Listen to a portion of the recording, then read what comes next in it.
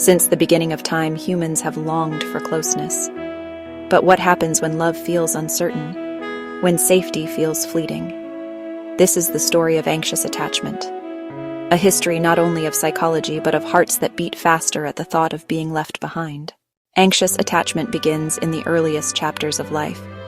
When a caregiver's love is inconsistent, sometimes warm, sometimes distant, the child learns a painful lesson. Closeness is possible, but it cannot be trusted. In this uncertainty, the child clings. They cry louder, reach farther, desperate to keep the caregiver near. Survival depends not on hiding need, but on amplifying it. In the mid-20th century, psychologist John Bowlby laid the foundation of attachment theory, revealing how early bonds shape the way we love. Ainsworth's experiments uncovered the anxious child, one who could not be soothed even when the parent returned. Their fear of abandonment was so deep that comfort itself felt uncertain. As adults, those with anxious attachment crave intimacy, closeness, and reassurance. They are deeply loyal, deeply loving, but haunted by fear.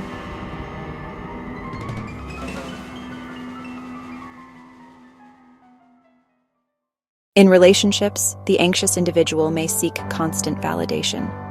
A delay in response, a shift in tone, can feel like abandonment. Do you still love me? Their greatest desire is closeness. Their greatest fear is losing it.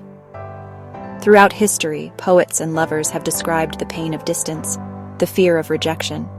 Many of these voices echo the anxious attachment style, the desperate wish to hold on to love at any cost. In today's world, anxious attachment may be amplified by constant connectivity. Each pause, each silence becomes a storm of doubt. Inside, anxious attachment carries a relentless dialogue. Am I enough? Will they leave me? Did I do something wrong?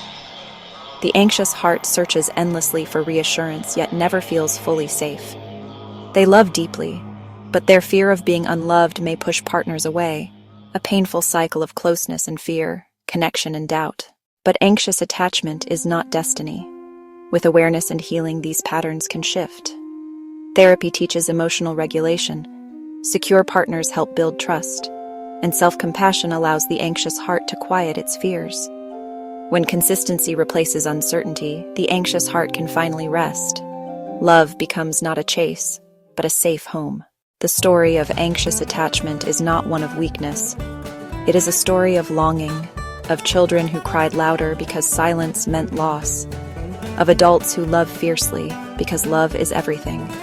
Their longing is not brokenness. It is humanity.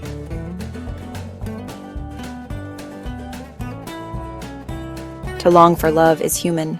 To trust in it is freedom.